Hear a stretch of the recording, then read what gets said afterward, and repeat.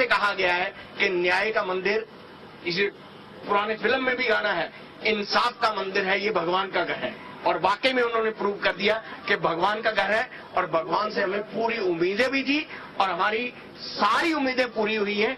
और अब फिर वापस से बंबई के अंदर सारी डांस बार चालू होंगी, पहले से ज्यादा बेहतर वे में होंगी। और हम ये भी एक साथ में आप सबके जरिए से मैं एक अश्योरेंस देना चाहूंगा, सरकार से भी एक कहना चाहूंगा कि आप बड़ा दिल रख के चलिए, खुले दिल से बैठिए, हमारे साथ बैठिए। अगर कोई इंडस्ट्री की कहीं भी कोई प्रॉब्लम है, आपको कोई चीज ऐसी लगती है कि जिसपे आपको एतराज है, तो हम उसके लिए खुले दिल से, खुले दिमाग से आपके साथ मिलके उसके ऊपर जो है बंदिश डालिए। बंदिश ही नहीं, जिस तरह से पहले एक्साइज वाले दारू भट्टियां जाके तोड़ते थे, जहां गलत काम होते हैं, जहां वेश्यावृत्ति होती है, हम ये रिक्वेस्ट करेंगे सरकार से कि आप उन जगह को टोटली क्रश कर दीजिए, इन्हें कहीं भी खड़े मत होने दीजिए, क्योंकि ये हमारे नाम के ऊपर दब्बा है। हर इंडस्ट्री के अंदर, हर समाज के अंदर ब्लैक शीप्स होते हैं, हमारे में भी कुछ ब्लैक शीप्स हैं, लेकिन ब्लैक शीप्स का रास्ता निकालने के लिए आप 5% गलत लोगों के लिए आपने 95% लोगों को गलत सजा दे दी, ये बिल्कुल गलत था। और सरकार को पहले दिन से पता था कि जो हम बैन ला रहे हैं ये कहीं भी कानून में टिकने वाला नहीं है। जब हाई कोर्ट की जजमेंट आई तो उन्होंने इतना बढ़िया क्लियर लिख दिया कि ये सेक्शन 33A(b) जो इन्होंने डाला है, it is declared as void.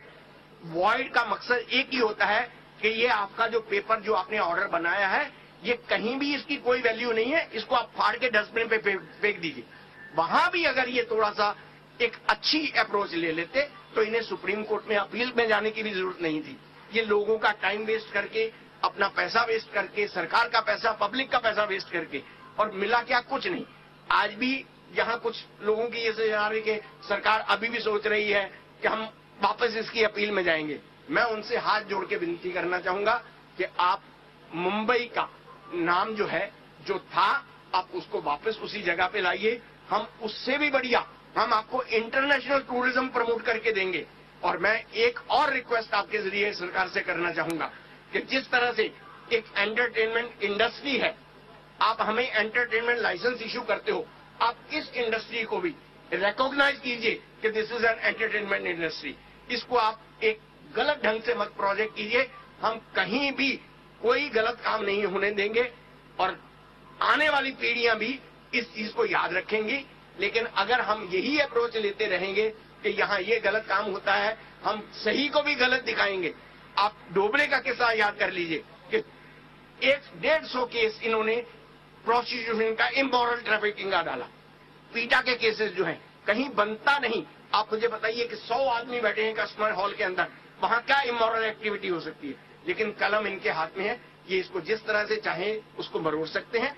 आज जो सुप्रीम कोर्ट की जजमेंट है, उसका सबसे बड़ा पॉजिटिव चीज एक ही है कि जिस तरह से इन्होंने डांस पर बैन लाने के बाद हमारे सबके लाइसेंसेस लेके उनके ऊपर स्टैंप मार के डांस को डिलीट करके ये ऑर्केस्ट्रा बार कर दिया। आप सिमिलर वे में हम लाइसेंसेस आपके पास देते हैं, आप उसको ठप्पा मार के उसको डांस बार का रिस्टोर कर दीजिए, कल इंडस्ट्री चालू हो सकती है। अगर ये अड़चने डालने चाहें तो बहुत सारी अड़चने हैं, लेकिन अगर सही ढंग से करेंगे तो मैं ये कहता हूं कि सारा समाज इनको दुआएं देगा। लड़कियां तो सब दुआएं देंगी ही देंगी।